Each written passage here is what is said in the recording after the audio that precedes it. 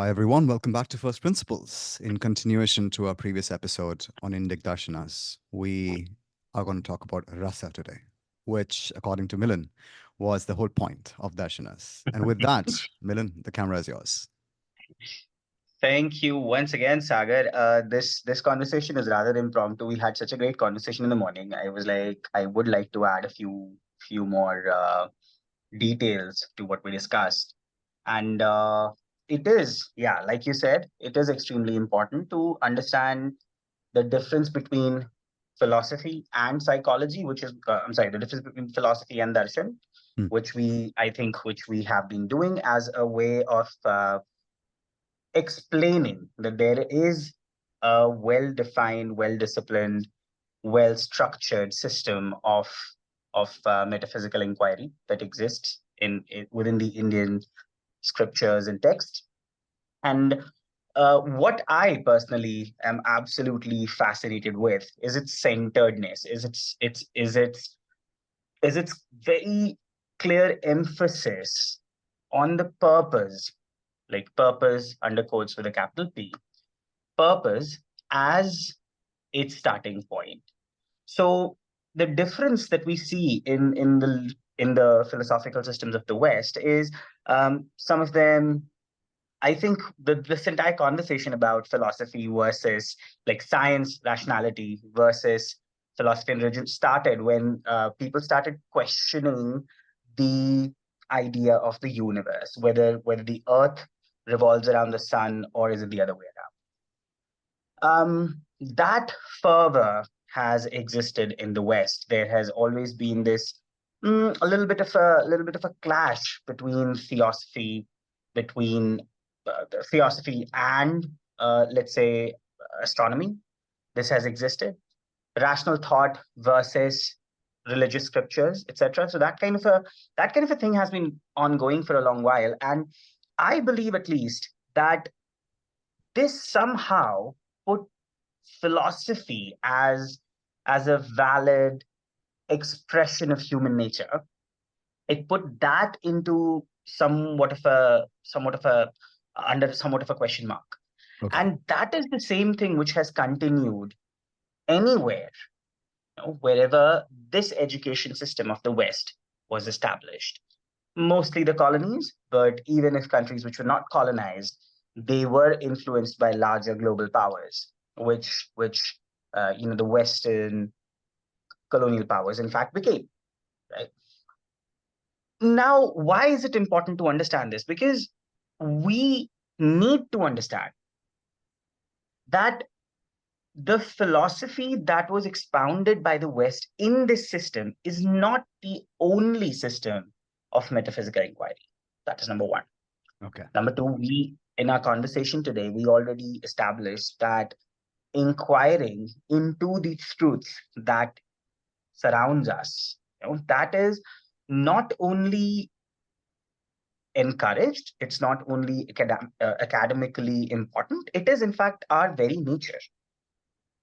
Right? So I personally feel that this really absolutely structured, centered system, Hmm. it deserves to be understood. We in the world as a species right now, and I'm saying as a species, not as a nation, not as a generation, not as a country, I'm saying as a species, we are facing some of the biggest challenges that we Hmm. have seen since our recorded history, exists. This crisis that I see is not a material crisis. It is resulting into, I mean, the material issues that we see in the world, they're merely a symptom of this crisis. All kinds of political turmoils, all kind of food security issues, all kinds of disputes of all kinds, the polarizing of the narrative, the post-truth world as we call it. All of this is stemming from an unsated fifth need, the need for the intellectual satisfaction that mankind craves. Right. This problem itself Forget about a solution of this. This problem itself, I am afraid I do not see in any of the systems that are coming out from the West. In India, however, this problem has always been a center of concern. And that's why all these six darshanas, they start from consciousness. So I guess what I'm trying to say is that in the West, it's still a matter of dispute whether it's a heliocentric uh, model or a geocentric model. Ours is a consciousness centric model because that's where everything starts from. Can you This repeat that? center, Just for just ours is a consciousness centric model. Just ours is sit a on that for a consciousness. bit. Hmm. Absolutely. So I'll be happy to talk about why consciousness is so important because this is the one thing that brings everything. This is the one thing that starts everything. This Hmm. is the first absolutely undeniable, infallible principle. Hmm. Consciousness exists, Yeah. right? So if this is truly the love for wisdom, then what piece of wisdom is better than the one which can be experienced by everyone without any disputes, without any refutability?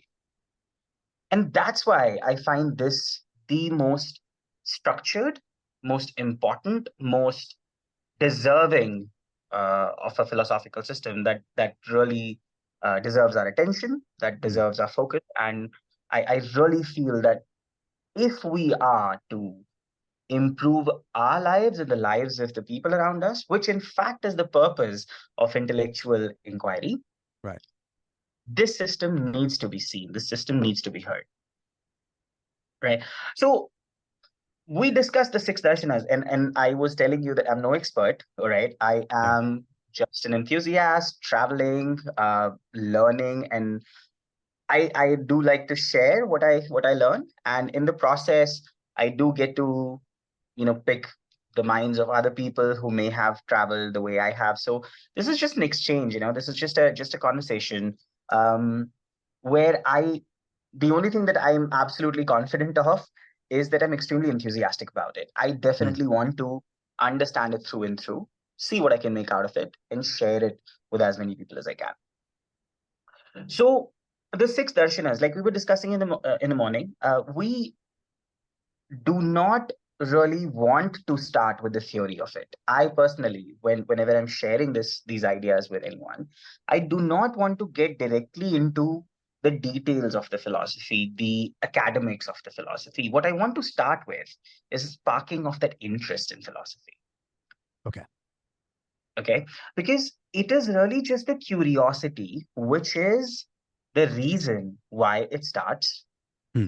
Okay, and it is that curiosity which will help the curious to reach the goal. So it is the first duty of the curious to pay attention to that curiosity, to enhance it, to take it seriously, to Hmm. understand that this is not merely a luxury or a way to pass time. We need to understand that this philosophy is extremely practical. This is actually going to help you in your practical life. I think we discussed it in the morning as well, right? Someone may say, all right, so the world is bigger than us and we are not alone in the universe. How does it help me when I have to wake up, at 8 a.m. in the morning, commute 2 hours and get to a job which takes ten hours of my day away from me? And then, how is this going to help me with all the depression, with all the stress that I have, with all this absolute abysmal Sisyphean life that I have? How is this going to help me? Hmm. All right. So that's where this philosophy comes into play. Right. This is the purpose of this philosophy. This is the purpose which is very clearly defined. The first thing is to remove suffering. The second is to know who you are, where you are, what is your purpose. And Right. the third thing is definitely to be comfortable in this world, to find bliss, to enjoy. All right. And if you understand these ideas in the discipline that are once again expounded by these ideas, expounded by these literatures. Hmm. It is a very well established record that you will find success. Right. The best part is, I mean, there are so many parts, so it's very hard to say which is the best. But one of my favorites is that even if you do not get to the ultimate success, the process is designed in a way that anyone who walks this path will get improvement, will definitely get excellence, if not perfection. I'll take excellence, man. Yeah, absolutely. Why not? Hmm. Right. So that's why I am so enthusiastic about it. And I would definitely want more and more people to get into thinking about this. That Hmm. is the entire purpose of this conversation. That is, in fact, the purpose that I find exists for anyone, is true for anyone who is studying this, Hmm. sharing this. Right. And that brings me to another unique aspect of this philosophy, the one we have. When we say sharing an idea, it is also very well embedded in this philosophy. We Okay. were discussing, I mean, I think we wrapped our conversation with the topic of the guru, right? So the system of knowledge that we have here, it it is in fact in a continuum compared to the West, where philosophy is an ornamental academic subject which has little bearing on our real lives, Day-to-day on real the real lives for regular people. day-to-day real lives. Like I said, how do you do your job? Hmm. Things like that, right? So there is a philosophical discipline there, but for whatever reasons, I mean, of course, there are reasons. You can study history, find those traces, but I don't think that serves our purpose. So I'll just say this, and until somebody basically opposes this, I don't think I need to explain. Hmm. Philosophy in the West has very little bearing on practical life. Okay. Education in the West Hmm. also has very limited bearing on real life, because it does not address the human condition. It does not, address the human mind. And psychology also in the West, Hmm. all right, it is still a very young science. Right. Now, why did I mention all these three? Because when it comes to an inquiry into our surroundings, our relationship with our surroundings, our relationship with the world, our interaction with the rest of the existence outside of our empirical authority. Yeah. These three things, they will always be required. They will always be essential. Once again, what are these three things? The first is philosophy. Understanding that the need to ask questions is valid, Yeah. respecting it, working for it, having mumukshatra, the idea, the desire for liberation, the desire for knowledge. Hmm. So respecting that is extremely important. The second thing is psychology. Who has mumukshatra, right? I Yeah. as I as the person that I am, the thing that I see in the mirror, you know, this has changed. This has changed many times over, Yeah. right? Uh, a single cell animal acts exactly the way I do. Ha- has got no brains, has no sense organs, as far as we know, does not really have a mind, and yet it acts exactly the way we do, Hmm. right? The Western psychology understands mind, the brain as the seat of the mind, Right. right? Right. But then the single cell animal has no brain. Hmm. It acts exactly like the way I do. Wants food, procreates, wants rest, and wants to protect itself. Hmm. It clearly has no sense organs, yet it has all the perceptions that I do. Right. It can touch, it can sense the composition, it can probably tell the composition whether it is good for them or not, Hmm. right? Yeah. And it also has all the abilities that I do, isn't it? Yep. It can deliberate about the elements the way I can. Okay, It explain that. can definitely. Well, it clearly knows what elements are good for it and which are not. There is a limited ability, like I have a limited ability. Hmm. It has a limited ability without the brain, without the sense organs. Right. Okay. It does have the ability to influence the elements as well. The animation, the automation it has the ability to move about, Yeah. thereby creating a space for itself Hmm. and moving through the elements further, thereby influencing them. Yes. It also has the ability to reach out to the elements even without having any hands or limbs, Explain that as well. right? I mean, we see amoeba feeding. Right. How is it doing? Hmm. Right? Right. It also has the ability to consume the elements like Hmm. I do, Hmm. Hmm. isn't it? Yeah. And it also has the ability to create newer complexes of elements. Yes. All of this happening without the brain. Yeah. You know, Western psychology can never explain this. Right. In its current stage, it never can. The Sanatan psychology can. Okay. How so? It, it does already start with consciousness. That's the Consciousness, which is fundamental unit. premise. That's the fundamental premise. Consciousness, independent of what body it occupies, will have these abilities created in that organism, Okay. right? Hmm. So this is mathematical proof. You do not need a laboratory, you know, you don't need a huge hadron collider to prove this. This is experiential truth. So can I ask, is this proof or is this a different starting position, which is a much more sensible starting position than the materialist framework? I Do we wouldn't, Are we I mean, assuming consciousness, right? Or are we just are you saying because an entity exists, there is Mhm. consciousness, and that should be the starting point? Is that the argument? Or is consciousness so self-evident that how can you miss it? Is that the starting point? What's the starting point exactly? The starting point is what the Vedas say.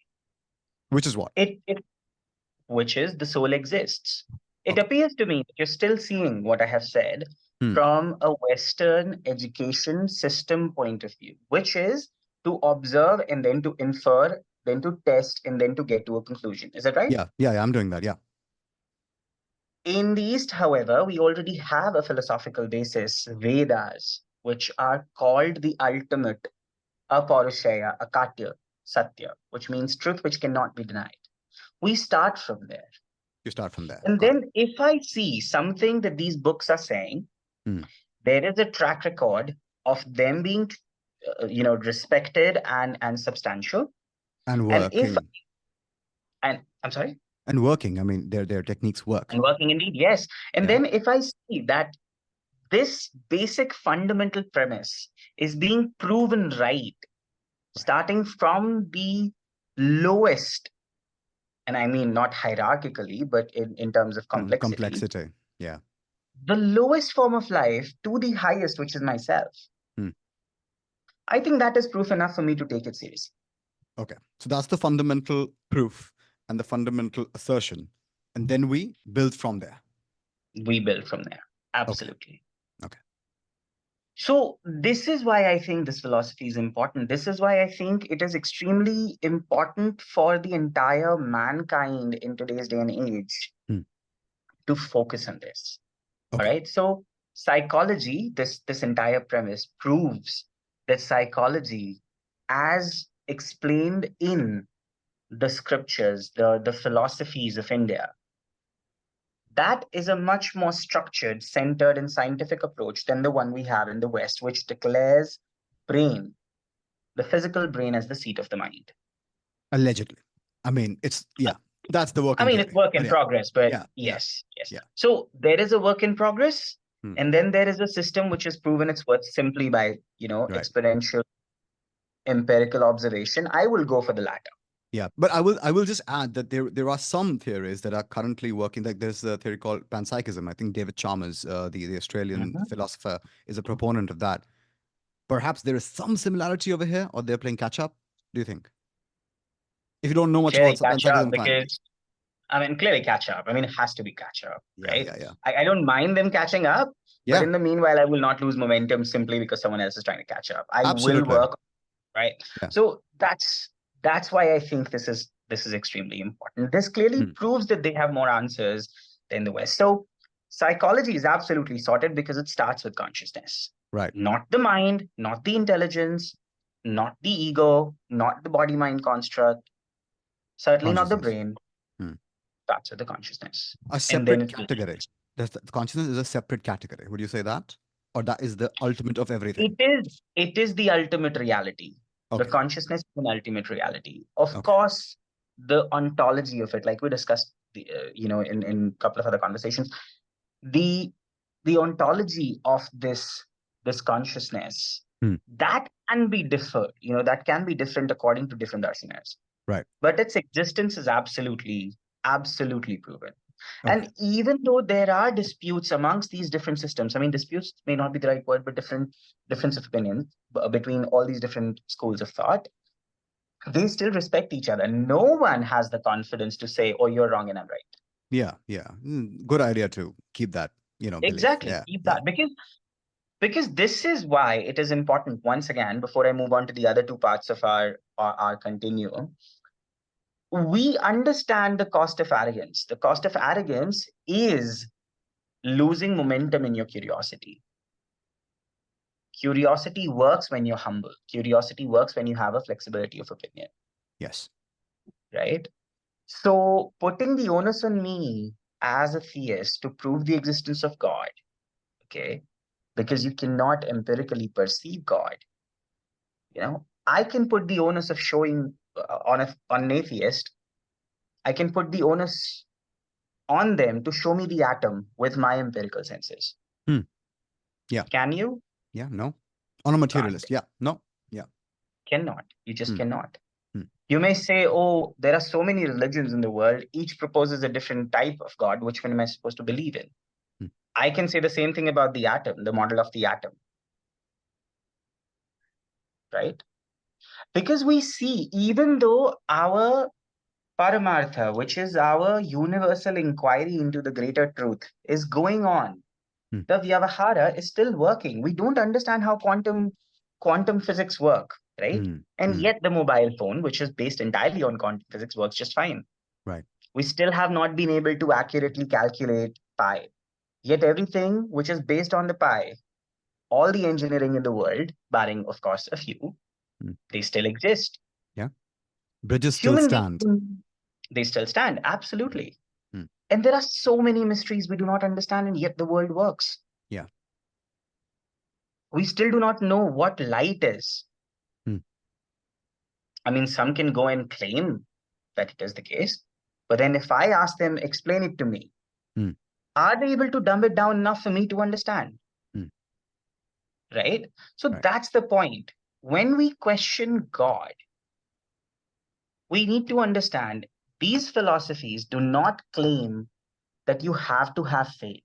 They claim that you need to discipline yourself to have the experience. I think that's an excellent deal. That's a reasonable proposition, I would say. That's a reasonable proposition. So why not get into it? Hmm. Yeah. Check it out. So there is Hmm. something which addresses our psychology, Hmm.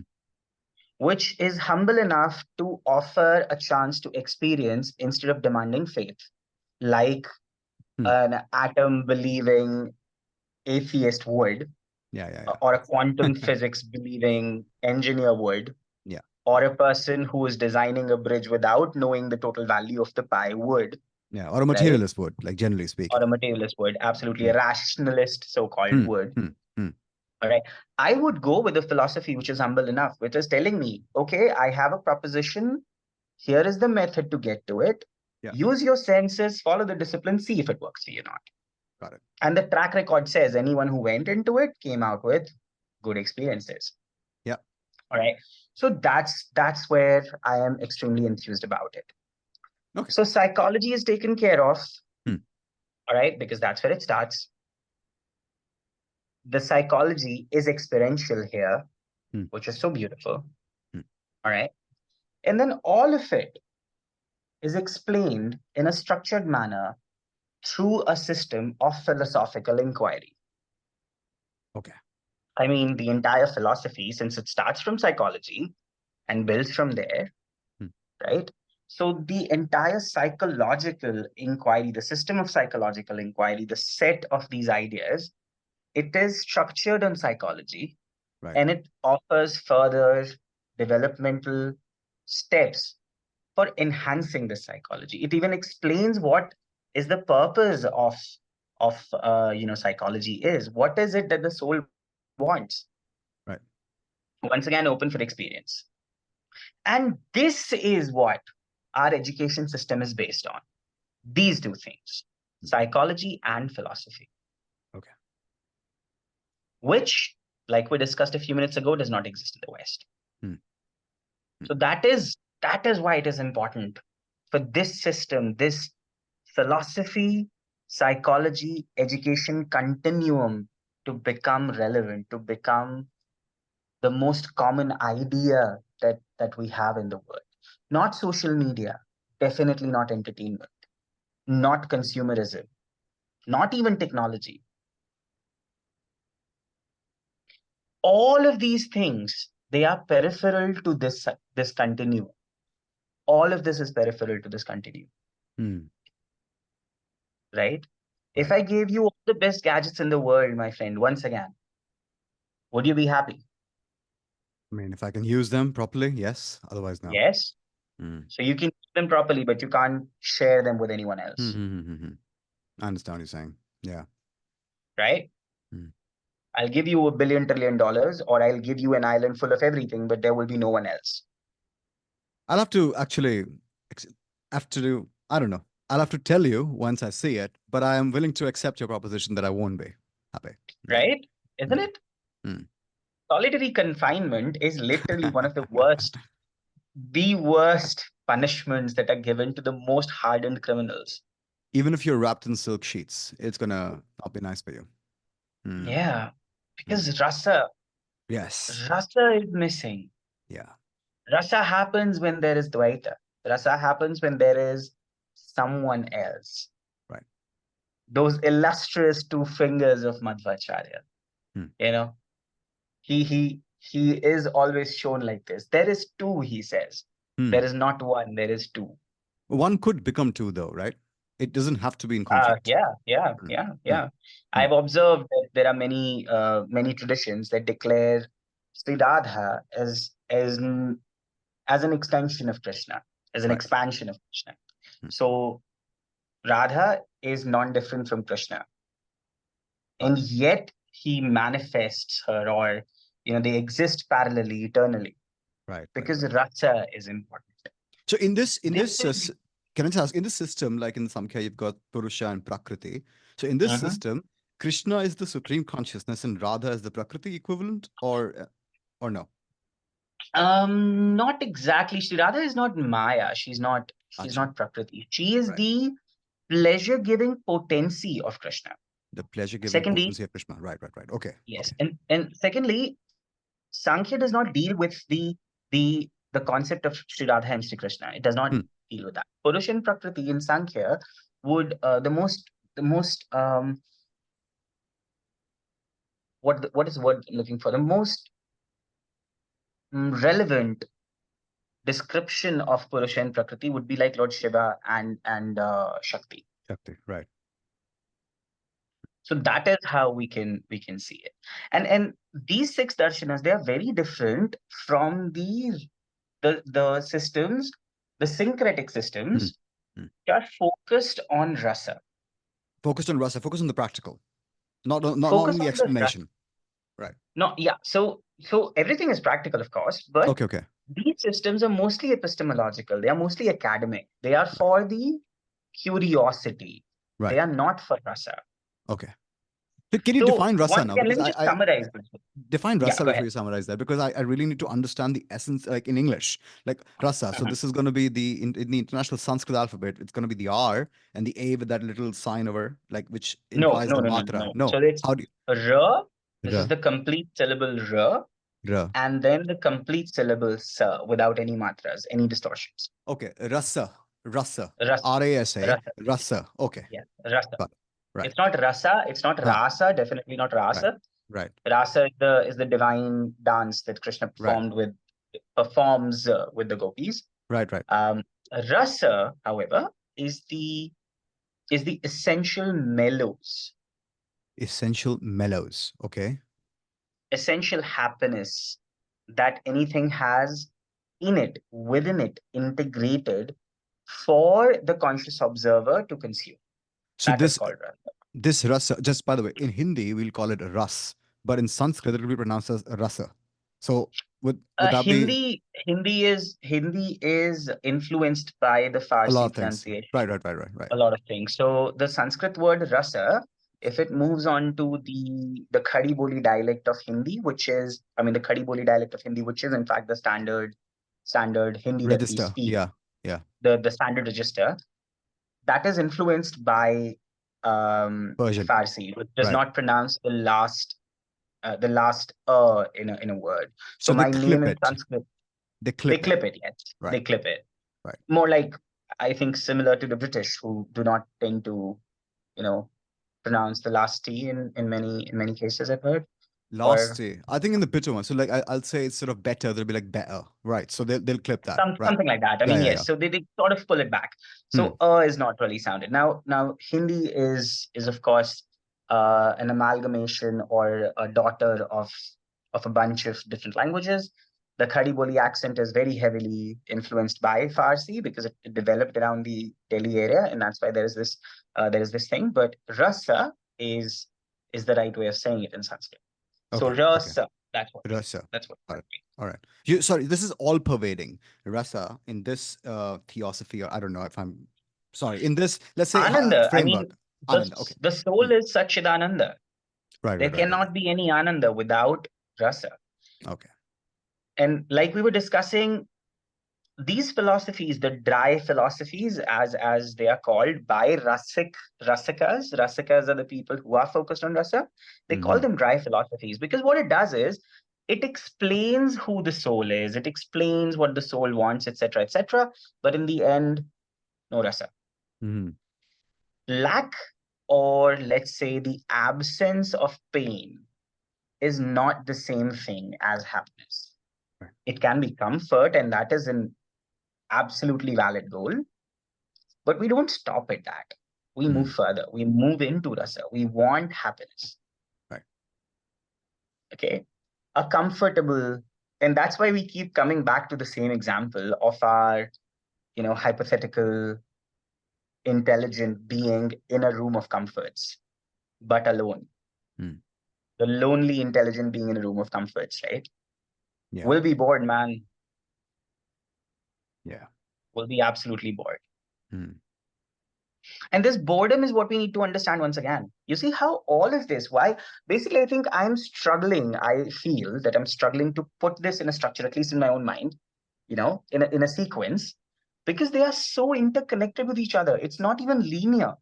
It is a Hmm. complex, which each point absolutely connected with each other in through so many different So tangents. it's a mesh then. That's how it It is a evolved mesh. into. Yeah. Yeah, not a mess. It is a No, a mesh. mesh. MESH. Yes.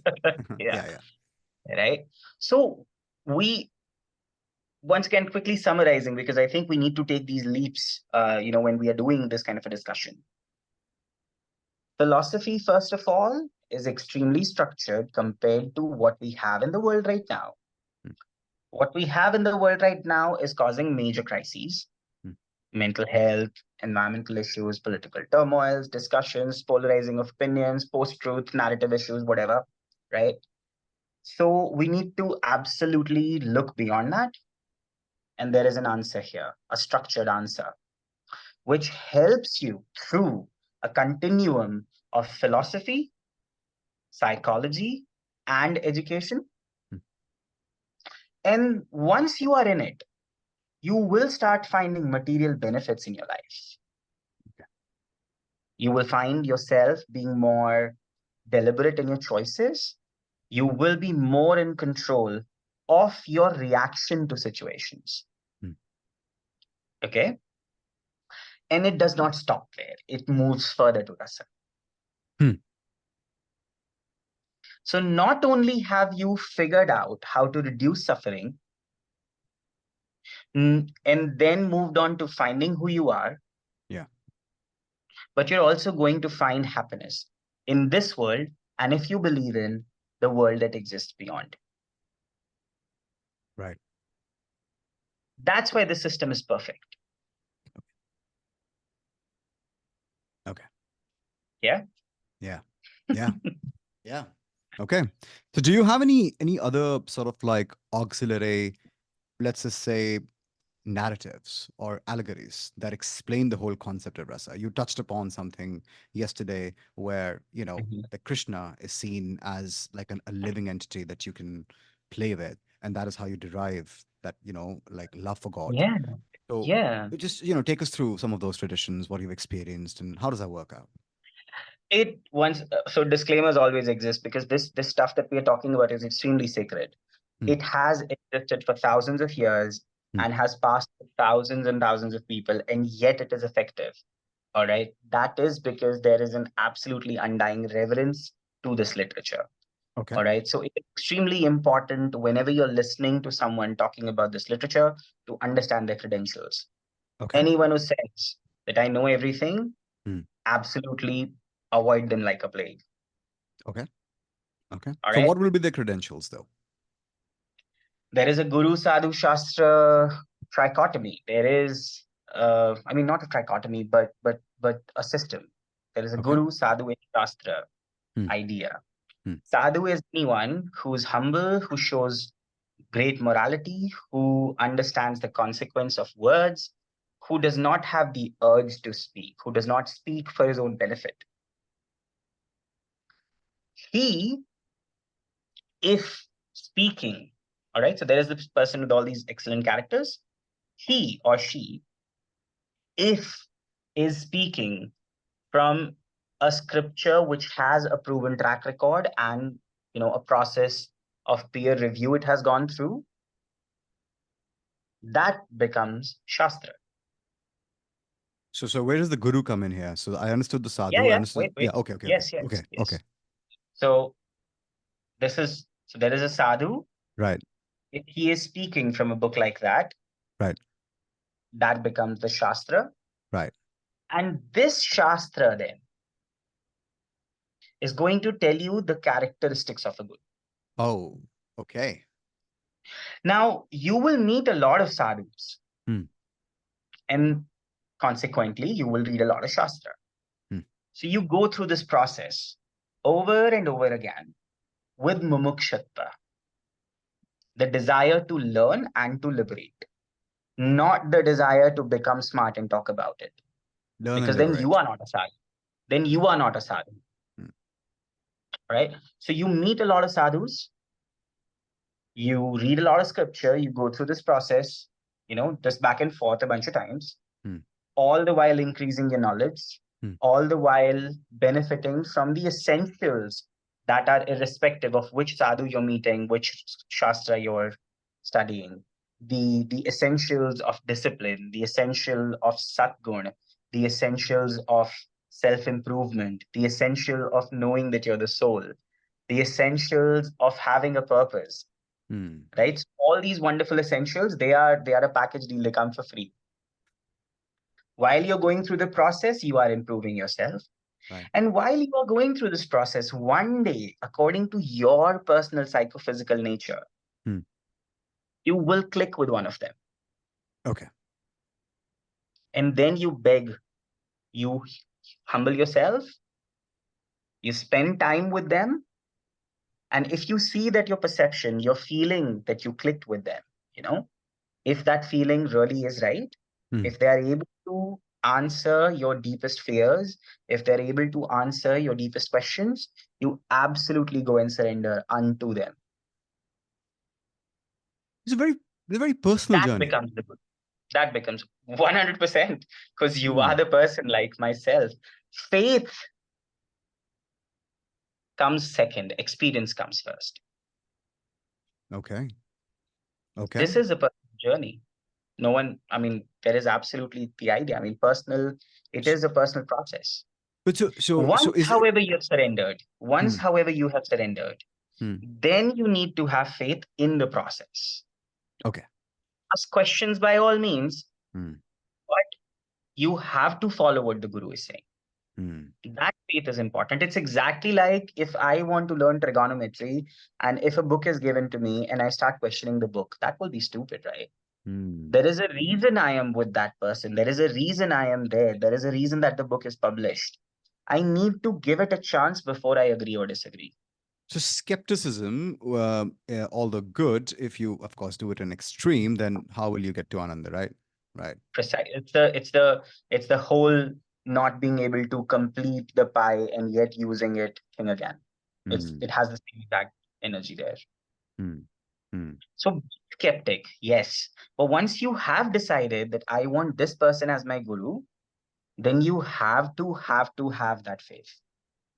Okay. All right.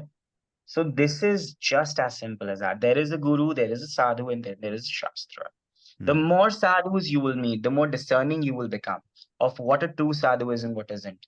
But all of this will happen only when you have mumukshutva. You cannot meet one sadhu and declare, oh, this entire thing is boring. It doesn't work. Yeah. Mumukshutva is knowing that this knowledge exists, knowing that it is there. It is only a matter of time. Hmm. It is only a matter of finding that right person. And what have you got to lose, Yeah. Hmm. right? I mean, it's very simple. If a sadhu tells you quit your job and come with me right now, Hmm. you know that there is something wrong, that this person does not understand me just yet, Hmm. right? Hmm. If they start telling you, oh, all of you just sit and smoke ganja and just have free sex and eat meat, whatever, like all of this manufactured system, which is supported by no shastra with a track record, Hmm. there is something wrong with that. Hmm. And I am one of the people who will tell you, okay, listen to them. Okay, don't Hmm. worry. Listen to them also. Hmm. But All discern. right. I'm sorry. I mean, listen, but discern. Like, see what they're Listen, saying. but discern. Yeah. Absolutely. Hmm. Absolutely. Hmm. If you want to waste some of your time, it is okay because you're still in the beginning process. Listen to them. See where are the problems. Use your intelligence. Because this process, it declares that God exists. If Hmm. you Hmm. Hmm. want in the process, you have to. I mean, once again, you cannot fix a Samsung fridge with an LG menu, with an LG manual, right? Hmm. The the philosophy is already telling you what to do. Give it a Hmm. chance. You are seeing the track record existing. This is not faith. Hmm. Hmm. This is Not not blind faith. faith. It's not blind faith. This is this is not blind faith, Hmm. Yeah. right? Because Yeah. track record is already there. So this Right. is not faith. This is not belief. Hmm. This is just the discipline that is given by the system that you want to follow. The system is telling you to do it. You have already seen the proof of the validity of the system. Then understand. I mean, it is very logical to believe that the system will also have some kind of a benefit. The process, I mean, you've already seen the track record of the system. The system is also giving you a process basis that track record. It is logical to believe that the process may also have some substance, Hmm. Yeah. right? Yeah. So, yeah, that's that. Okay. So can you? I don't know how comfortable you are talking about personal journeys. So you don't need to be specific if you don't want to be. But just for my understanding, like, Mhm. what was your journey towards rasa, right? And how did you first encounter it? And how has that changed your life? Just to humanize this for anybody who's listening, if they want to maybe emulate your path, just to start off, it helps. What do we do? I think my personal journey, once again, I, I can share it for whatever If you for want, I whatever. mean, if you want, Yeah, yeah, yeah, absolutely. I mean, there's nothing yeah, to hide. I mean, it's yeah. fine. Um, I think the first time I really felt the sense of rasa when I was traveling to Vrindavan, Hmm. and I heard this story, um, that the Brajvasis Hmm. were under this hill, this big hill, and there was this god of god of rain and thunder, Indra. Hmm. He was upset that they are worshipping a mountain, a hill, instead of me. I'm the Okay. god of rain. I'm the one who provides everything. So how dare they not worship me, but worship a heap of stones? Right. This entire scenario was orchestrated by Sri Krishna, who was a beloved darling of Vrindavan, the Right. son of the king of Vrindavan. Hmm. He is God himself, Hmm. and as God, he resides in Vrindavan, posing as a common boy. Okay. Okay. Right? So much so is this is this is this love for this common one of us relationship that the Brajvasis have for Krishna, Hmm. that when this god got really upset, he sent one of his absolutely most powerful clouds to drown Vrindavan, because he's the god of rain. All Hmm. right. So he was Hmm. upset they're not worshipping me, and he sent his clouds. So Krishna just simply goes ahead, while posing as just the son of Nanda and Sri Yashoda, while posing Hmm. as the friend of all the other Gwalas and Gopis, he simply goes ahead and picks up the entire hill on his pinky finger. Right. Now imagine if you have a dear friend Hmm. and he comes over and picks up a hill, what will your reaction be? His finger might crack. You will be surprised. It will be incredible. You will not Hmm. believe it, etc., etc., etc. Right? Well, What did the the Brijvasis do? yeah, What yeah, did the yeah. Brijvasis do? They were worried that such a young boy and he's holding this hill for like 7 days. Let us massage his arm a little bit. Right. After the entire fiasco was over, he had proved that he's God. Indra himself was confused. Okay, you're God, I understand, but dude, I just saw you. I mean, not dude, but I mean, I have this weird thing going on with. So Indra looks at Krishna and he goes like, "This is amazing. I mean, I now understand you're God, but you're there. You're picking up cow dung with your hands, and you're dancing. You're the lord of the entire creation, and Hmm. you're dancing here because you you want like a dollop of butter. So this is rasa. This is an example of rasa. That that So the care for that boy was the example of rasa. Is that the right thing? the the relationship with God is an example of rasa, the Okay, ultimate rasa. I'm struggling. I'm struggling again. So relationship, what? So the care is a symptom of the relationship, and that relationship So is rasa.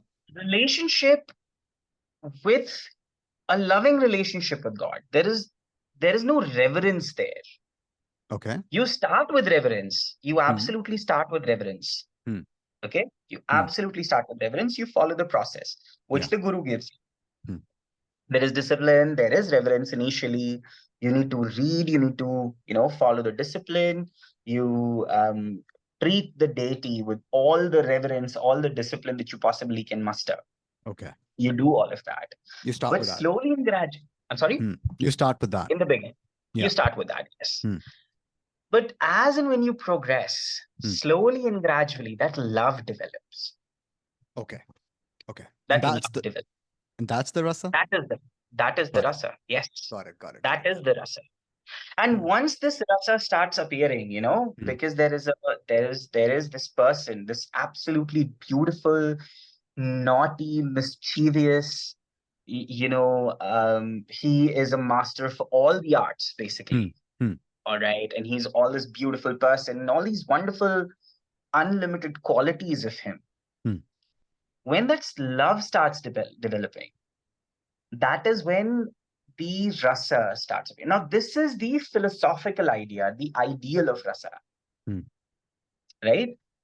This is the ultimate rasa. Okay. When you're walking towards it, you will Hmm. find rasa appearing everywhere in life.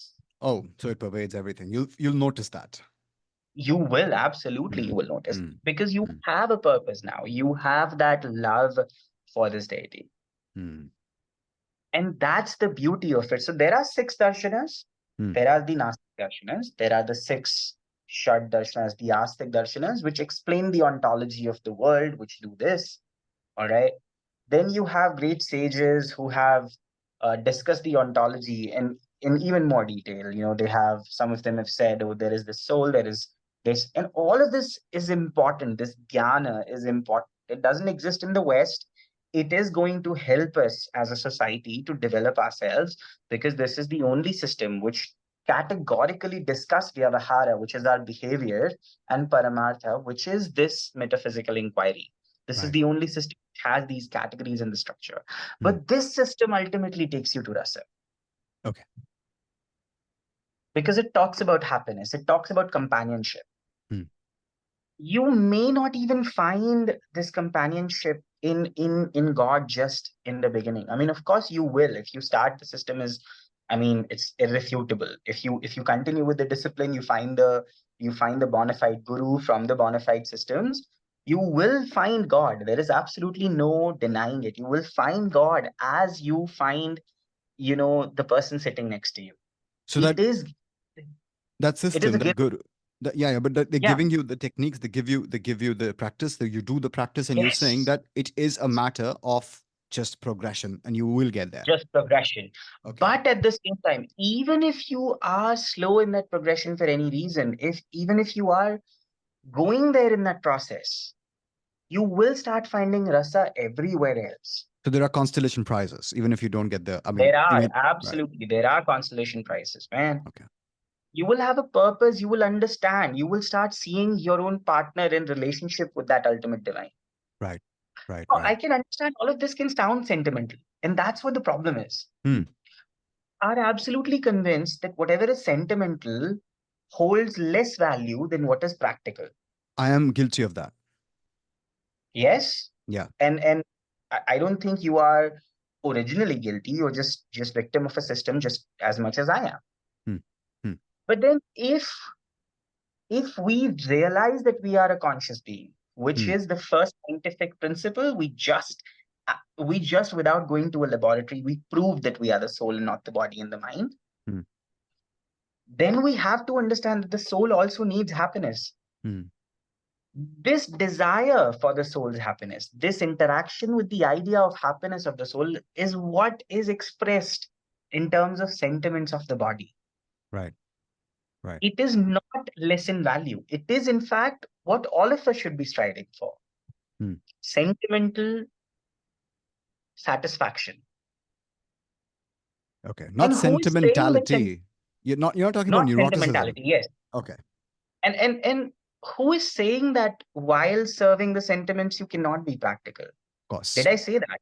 Or be cerebral. You could be all of it. I mean, there is no reason You for a could be, primacy. yeah, there is Yeah. absolutely no reason. I mean, sentimentality is not lack of practicality. Yeah. Yeah. Yeah. I mean, yeah. If we had more sentimental teachers, I think our education systems will be better. If we had more sentimental bosses, I Hmm. think our employees will be happier. They will be far more productive. Hmm. We have just, I don't know when did we, at what stage in our evolution, which is in fact the survival of the fittest, which is based on the idea of the survival of the fittest, did we agree as a species that realism means sadness? Hmm. Yeah.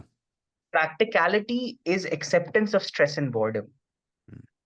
When did we reach that in our stage? When did that happen? Hmm. Let me tell you when did that happen. It happened when the education system was given in the hands of businessmen, Right. because they Right. wanted a workforce. They didn't want happy human beings. They Hmm. wanted a workforce, Right. So right? like for like a mass worker base, compliant worker base, Absolutely. who Absolutely. who are not secure in themselves, so they'll keep looking for external validation even I for mean, survival. conspiracies, No, no, no. but They, they don't need to be conspiracies. Incentives can yeah, come I'm in saying, I such a mean, way where this emerges. yeah, and you Hmm. can clearly see it happening, right? Hmm. Bored people buy more stuff. It's just as simple as that. Yeah, yeah, yeah, People who yeah, have yeah. a longer attention span, they are Hmm. able to draw more rasa out of regular material, so they don't need to buy more. Right. So on that point, so just as we are approaching the end of this annexure Mhm. episode to yesterday's episode, can you? I'm going to set up a scenario for you and just explain to me how this like works out. Right. Just bear with me, and if this doesn't work, fine, we'll drop it. Sure, take your time. Scenario one: this person working, let's say, white collar job, regular associate level worker in any kind of company, let's say a contact Hmm. center, or let's say some kind of Hmm. any regular white collar job like you find in mostly in Delhi NCR, where we kind of had our beginning. There, this person has not encountered rasa or not encountered the practice, and they are living in a certain way. Now 1 year later, when they have started seeing the constellation prizes of the rasa coming, how will they approach the boring job differently, this person A, and then after a year this person A again, but with this rasa? Simply because Vyavahar, once sorted, will make Paramartha possible. Okay, expand that. So, so Paramartha is Hmm. your ability to inquire into the absolute truth, which you cannot do if you're naked, cold, hungry, and you don't have a family around you. If you have Hmm. to take care of yourself, your entire time will go into that negative bias, Right. and you will not have time for Paramartha. Hmm. So now, if you have a job, Hmm. if Paramartha is the goal, then you start seeing the job as a means for Paramartha. Right. So that is where you find your first purpose. Mukshatva is the ultimate purpose. It begins with that. Hmm. All right. So your Paramartha, the absolute inquiry, that becomes your purpose. And you take that purpose and you start loving it so much that anything that helps you get there becomes that purpose. Now, once you have purpose in your job, that is when you start paying attention to it. Okay. No matter how shitty your job, paying attention cannot hurt. Hmm. Hmm. So certain improvement is guaranteed. Okay. A little bit of attention, I mean, it cannot hurt. I mean, I don't think there is any job in the world where you pay more attention and you perform worse. I don't think that can happen. I mean, Secondly, I hope not. I bloody hell hope yeah, I not. mean that'll be a very sad Yeah. story. But anyway, Yeah. Yeah. right? Secondly, when you have Paramartha as your goal, your Hmm. dependency work will also reduce.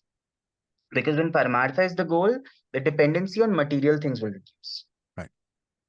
Right? So if you were working two jobs so that you could buy stuff which gives you happiness, right now it's maybe just an internet package or a Hmm. library card. Hmm. And maybe finding some people who like to discuss this.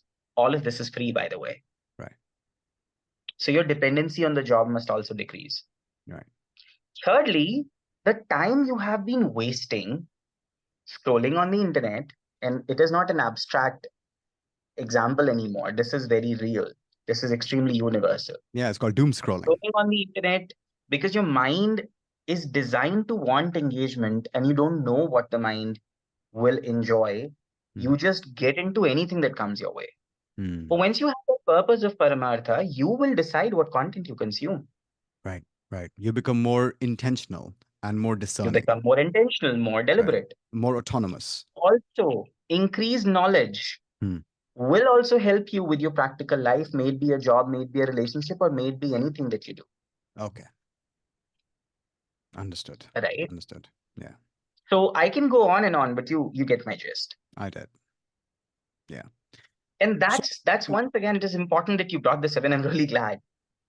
This philosophy has the answers, man. Don't take Hmm. my word, Hmm. but just be interested. That's all I ask. Right. Right. My entire purpose. That is Can my you? entire purpose. I mean, directly we cannot become like the Brijvasis. They have a right on the Thakur. They have a right on that ultimate rasa. Like I Right. was saying in the morning, they can touch the cheek of the Thakur if they want, right?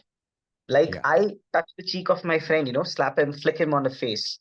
They have that right. We Yeah. don't. Will you We ever don't have that have right? if he wants, why not?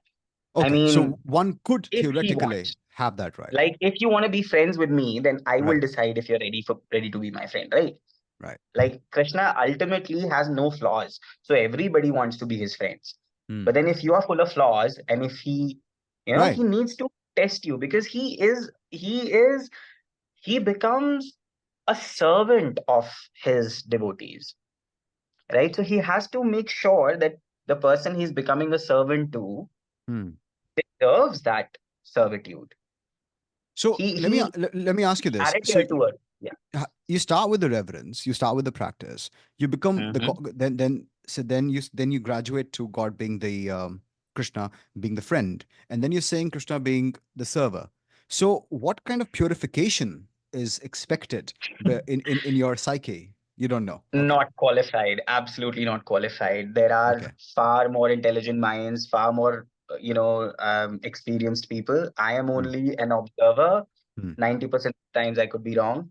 I am just saying what I've seen, all right? But Hmm. yet to answer your question, I was just talking to a very scholarly Brijvasi, a very dear friend of mine. I was just talking to him today, and I did raise the same question that so if Brijvasis they have this right, and do we ever get that right? I mean, if we don't get it, then our love will never it will Be the never same. realize. Yeah. Yeah. Yeah. It'll never realize because then again we are a devotee, he is God, there is a hierarchy and this and that. Yeah. So that's when he explained that if I want to become friends with someone, Hmm. then I have to decide, are they really worth it? Okay. This question is responded to with a big resounding yes by every single Veda, every single scripture that we have. That Okay. Krishna is definitely worth it. All right. He is definitely worth it. Hmm. Okay. Hmm. So this answer is there. Yeah. You can read about his qualities. I mean, where will you know about Krishna? You'll understand through about, I mean, Krishna, his qualities, you read them and only then will you love him. No. So Yeah. all these qualities are there, billions and billions of them. Hmm. His beauty, his interaction with everyone has a magical thing. If you read too much about it, you will fall in love. Hmm. There is also a given track record. You don't have to once again take my word for it. So you do that and you fall in love. Now you are in love with someone and you know how wonderful they are. So it is absolutely worth putting in that effort. Right. You continue putting that effort under the guidance of a guru, Right. a bona fide guru who is not manufacturing knowledge in his own Hmm. backyard. Hmm. He is coming from an unbroken disciplic succession. Right. Right. Listen to that guru, you follow their process, and the more you continue following that process, the purification will automatically happen. Hmm. You continue in reverence. You continue in reverence with the logical progression, with the logical itinerary Hmm. of being pure enough someday Right. to have that kind of formal, unformal relationship. Hmm. Hmm. It is understood uh, as a as a worldly relationship, but with the ultimate divine. Right. Right. Right. Right. I Right. mean, So this is yeah. Hmm. Go ahead. Go ahead. the first is reverence. It Hmm. starts from there. Hmm. The first thing is reverence. Under the guidance of the guru, you follow that process, Hmm. and slowly and gradually you reach there. Yeah. I mean, yeah. It is So arrogant to believe that I ever will. It is arrogant to believe, not I as in anyone. It is arrogant to believe that we ever will, because we have to understand humility is what is going to give us the purification. So you have to practice it in the faith that someday this humility that is given to me by God is going to purify me enough, and that I will be able to see him beyond his greatness. I will be able to see him, how lovely he is. I will have an interaction with him, and on goes the story. Once again, this is a very long, very dense, very deep, and very detailed conversation about this idea of rasa, bhakti, and your interaction with Krishna. It right. cannot be done in 15. It cannot be explained in one sentence, especially if you haven't had that experience, if you haven't been to the land of Vrindavan, if you haven't heard the stories, no one can just come and tell you, okay, this happens, because logics don't really explain rasa, logics don't really explain love, and Right. this is okay. Not everything explained by logics is true. Hmm. Hmm. There is something called a track record, right? Which I think is a valid pramana according to the sixth darshan, as we were discussing in the morning. Yeah, So yeah. You know, a yeah. lot of languages have different ways of saying you. English has just you, and I'm sure it was something else in the past, Mm, mm, but then mm, Hindi has mm. aap, tum, and tu. So you Yes. start off with the aap, you graduate to tum, and then Wow. the good Yes. tu is I guess the hmm, Is the ultimate which God will, if He chooses, gives you. right, And right, and right. and this is the beauty of the process. I mean, they always tell you strive for excellence and not perfection, but they also tell you that you don't leave this process ever without success. Anyone who is in this process, sooner or later, will get success. So that love will happen if you're under the guidance of the right guru, if you're under the guidance of the, in the right disciplic succession, you will find that love. You will Okay. find that when he holds you and grabs you and pulls you in, in the inner circle, so to speak. Hmm, hmm. Yeah, Okay, yeah, that yeah. that happens. Yeah. I got two more questions. Do you have the time? Yes, please. Okay. Oh yeah, go ahead. So, All the time in the so world for this. I guess the I guess the first question, humility is important, and I'm struggling with this in the sense when I'm basically looking at peers. So I'll tell you where I'm coming from. One aspect is humility, genuine humility, that's on the side. But then, there is bragging and then there is humble bragging.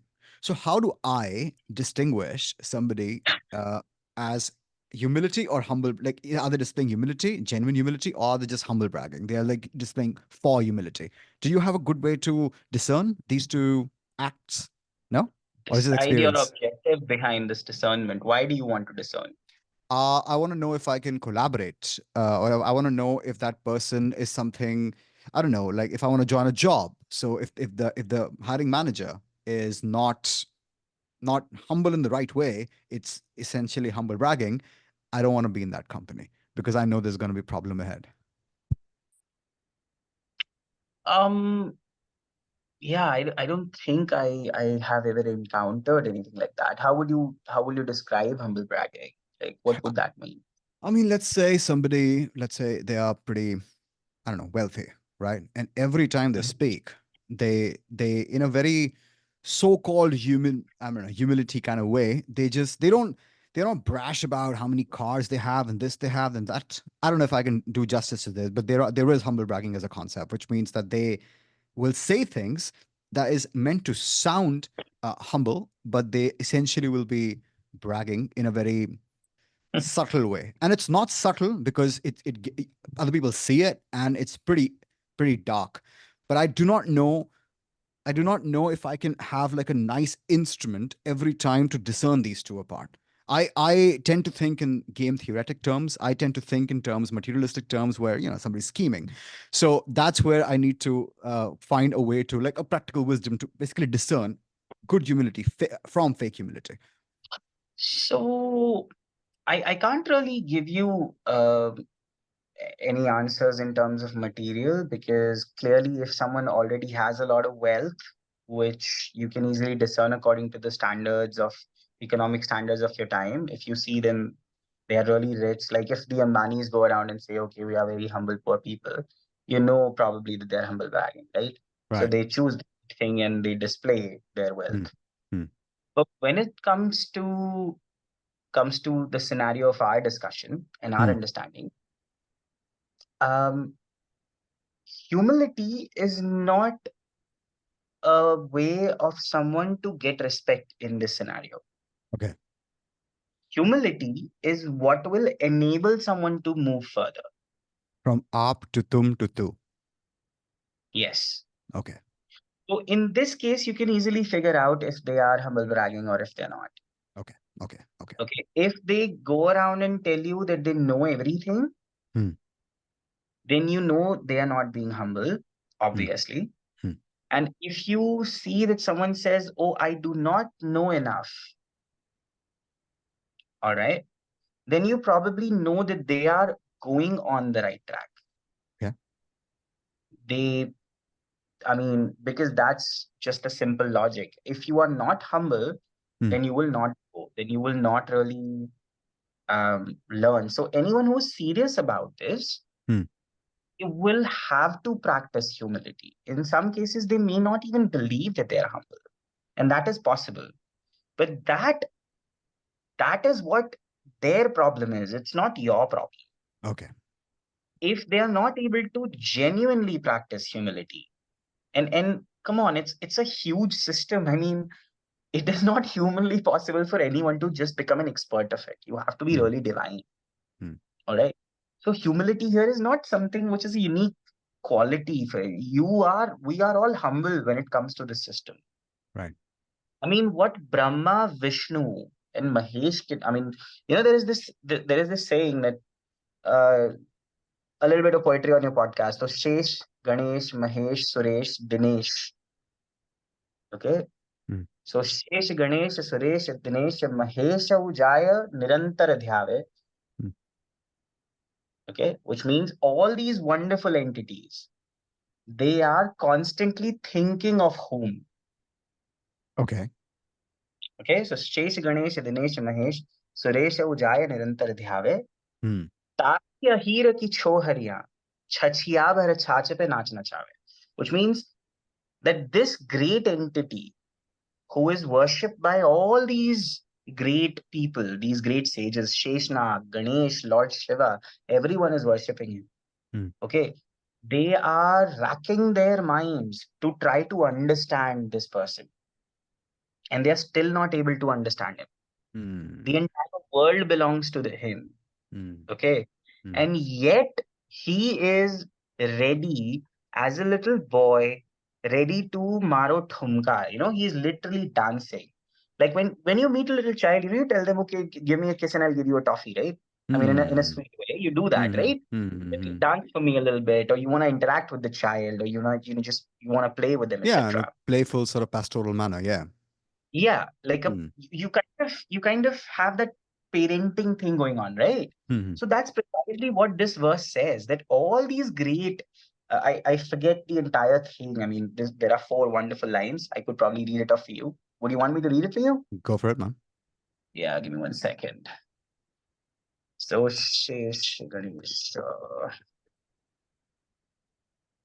yeah, I'll just quickly find this out for you. Hmm. So it says, Shesh Ganesh Mahesh Dinesh Sureshahu Jahi Nirantar Gave. All right. So all these wonderful entities, which is Sheshnag, Ganesh himself, Lord Ganesh, Mahesh, which is Lord Shiva, Dinesh, which is the sun. He's also supposed to be a deity of wisdom, and Suresh, which is Vishnu himself. Okay. All these, they are constantly chanting his name. They are constantly chanting his glories, meditating upon it. Right. Okay. And Jahi Anadi Anant Akhand, Achet Abhed Subed Batave. Suved, yani Vedas, are pointing towards him and saying that he is Anadi, he is without beginning, he is also without an end, he is infallible, Hmm. okay? And he is also indestructible, and he cannot be pierced through the mind, through the intelligence, through any kind of sadhan. So Right. Vedas are saying this about him, Hmm. okay? And Narad and Shuka and Vyas, they are great sages. So you Yeah. have had divine beings, you have had the Vedas, and now you have the sages also, Hmm. who are trying constantly, but they are not able to understand Hmm. this person. Hmm. This person is being asked to dance, and he is dancing. I Hmm. mean, it's lost in the translation. The idea is tahi ahir ki chohariyan chachiya bhar chhach pe naach nachawe, which means that this person is being made to dance like a little doll in the hands of the gopis of Vrindavan. Right. For what, for this much buttermilk. Hmm. Buttermilk in Vrindavan is like water in the sea. They Right. have lakhs and lakhs of cows. So basically, it means nothing Yeah. in terms of material. It's the love, Hmm. right? So this is rasa. Right. Right. A personal relationship with that. A personal relationship. Without companionship, there cannot be rasa. Also, the more permanent the companionship is, Hmm. the more rasa you will get. So if there is an absolute person whose only quality, I mean, out of the billions of qualities, permanence is one of the qualities, then you can imagine the quality of the rasa you will get out of it. Yeah. Yeah. You get that relationship, you get that happiness. Hmm. Also, while you're getting in that paramartha, lane, and you're driving your vehicle in that paramartha lane, you will get a lot of rasa in your practical life as well. There's Yeah. absolutely no denying it. Hmm. Yeah. So, first principles. Got it. Okay. So if somebody wants to take one step closer to Mhm. this, let's say, Oh, journey and you by the took. way, we must Hmm. acknowledge this poetry is by Sri Khan, a great scholar and poet of Vrindavan. What's the name Yeah, again? Sri Khan. Okay. He was a Muslim trader, Hmm. and he visited Vrindavan once, and it is believed that he saw Krishna dancing in the streets of Vrindavan, and he fell in love. And from there onwards, he just became one of the most revered poets that we have in Nice. the Vaishnava tradition. Okay. Well, And his citations poetry is always not just there. yes, and this poetry is not just it's not just relishable in terms of bhakti and rasa, Hmm. but the sheer structure and I mean the material qualities of this poetry are also just absolutely beautiful. Anyone who's interested in language, this is a great point to start. Anyway, yes, go ahead. Last question was that if somebody wants to take one step closer to what your journey was, do you recommend a text? Do you recommend like flying to Vrindavan and just, going somewhere? Like, is there any actionable step that someone can take as a first step? Actionable step would be to listen. Shravanam is where everything starts from. Listen to Like I whom? said, yeah, so knowledge, because Hmm. this entire system is running in the psychology, philosophy, education continuum. Hmm. Mind cannot see the mind, Hmm. only intelligence can see the mind. Intelligence comes from the guru. Hmm. Okay. So the process of finding a guru is to listen to the gurus that you can find, the sadhu again. Right, right, right. Until they become a guru, they will be sadhu. So Okay. uh yeah, just listening to more music related. I at least the music really helped. Hmm. Also reading up, the Hmm. philosophy, the ideas, that is also going to help. But understand, there is always a risk because if you are not in the right bona fide tradition, you will there are chances that you will not get to the right thing. All right. So that's why find a track record. Okay, do some research and just start listening. Listen to Right. music, listen to the literature, listen to stories, find parallels, see which one of them is most consistent with morality. Okay, Hmm. if you see someone who's constantly asking for donations and that's the only purpose, or of course donations are not wrong, just to be sure, but then you should have the discernment whether the purpose is donations or are donations just a way for them to continue with their system. You will find all of these things happening. Hmm. Also, I'm in no position really to Recommend. mention any names because Hmm. can that may not be the right thing to do because Okay. you know I have a certain inclination, someone else may have a different inclination. Right. So Right. Right. Right. You don't so want to color them. You don't want to bias them. yes, exactly. And that's Hmm. why I would say read, Hmm. find the right credentials. Hmm. Okay, that's the first thing. Find the right credentials. Focus on the right credentials. Morality should be there, humility should be there. They should have some kind of a disciplic succession. That's usually the best qualifier if there is a disciplic succession there. Right. All right. So Right. that is how it starts. Secondly, there is a little bit of a magical quality to the music of Okay. Vrindavan. So Hmm. Haveli Sangeet, man, it's just Haveli Sangeet. absolutely beautiful. Okay. Yeah, Haveli Sangeet, and then there is Kirtan, Okay. listening to the name of God. And Kirtan, this is not the Gurdwara Kirtan, right? Because I grew up in that tradition as well. This is a separate kind of Kirtan. A kirtan in the Vaishnav tradition would be one that mentions the names of Krishna. Okay, So okay. bhajan is the leelas, All right. which I'm sorry, bhajan is the name, Hmm. and leelas are kirtan is the leelas. So what all Krishna So does, like, okay, yes, okay. His siddhis or whatever. about him, what he does, little sort of leelas, listening to that. In many cases, you won't even need to understand the meaning. Of course, when you start releasing the meaning, it's like you're opening. Earlier, you were just licking the bottle of honey, and now you're just like opening the dhakkan of it, right? And you're drowning in honey. So Yeah. that happens. But yeah, absolutely. So listening is where it Hmm. starts from. Hmm. There's also this thing, like I said earlier, faith is not really a requirement here. Hmm. Okay, having it does not hurt. Okay. Yeah. Hmm. Okay, because that is also going to give you a structure. Otherwise, you will always be taking all the responsibility on yourself.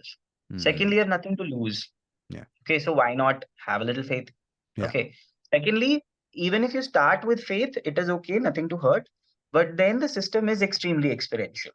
So Right. faith is only just a means to kind of push you to get into it. Yeah. Initially, it can be slightly boring, no? Like a teacher Hmm. comes and says you just basically use a spoon and start eating, and turns out that this is some kind of a martial art move that they use later. We have films showing stuff Yeah. like that all the time. Yeah. So it is like that. Faith is not really a requirement, but having it can help you get into the process. Hmm. Later on, you will obviously see everything is experiential. Right. All right, the more disciplined you become, the more you do it, the Hmm. more experience you will get. Hmm. So faith it's not really required, but it will help you to get into it. It will help you push forward. So have a little faith. A tiny Songs will quantum find would be you. enough. Sorry, what? A tiny quantum of faith would be enough. Yeah. Songs will find you if you're sincere. If you Hmm. sincerely have this desire, pray Hmm. that I get this knowledge, and songs will find you, man. That's how it happens. We do not humility, once again, like I was saying, it is not a quality here. It is an absolute requirement. Yeah. Humility is required. We do not have the qualification to assess a guru. Can an ant ever decide which elephant is bigger and which is smaller? Right. Right. Right. So what you're So we essentially cannot. saying is what you're essentially saying is that this person shall be graced with some intelligence in order to do that discernment Yes, for them. absolutely. That grace will come if Hmm. you're humble, if you're ready. That grace will come. Right. How you show you're ready is when you start showing interest in it. Hmm. ऐसा तो है नहीं that you read the first page, you get so stupid, you get so stupefied that you just absolutely lose track. It doesn't work like that. No, I Hmm. mean, if Hmm. we were that intelligent, nothing to be said. But right, so you start reading, find out bona fide gurus. Vrindavan is an excellent place to start. Hmm. See if they are sensible people. You will be able to find a certain sense of seriousness there. If they can tell you that there is some kind of a faith system that their philosophy is based upon, right? That will happen. Then when you listen to them, do they really click with you? Do you feel like they are being preachy, they are being judgmental, they are guilt shaming you, they're telling you, oh, because you do this, something is wrong with you? Or do they understand it as just the nature of the human mind, and do Hmm. they tell you solutions instead of guilting you? Hmm. There are a number of things. Okay. No one can kind of put them together, Hmm. because that again is the job of the guru. The process starts with listening. That is it. The more you listen, the more purification you will get. And yeah, listen to this philosophy to begin with. Yeah. All right, everyone. Thank you for joining us, and thank you, Milan, for coming again. And I'm hoping that Pleasure was all mine. your journey as a forever student, when you progress, you can come and share some of the, pearls that you acquired. Absolutely. Absolutely. I really wish that I have more to share, and for my own selfish desire also, that I do understand more so that I can, apply more and find more parallels, solve some problems in the world before it's Yeah. time to say it. Well, thank you, everyone. Bye bye. Bye-bye. Take care.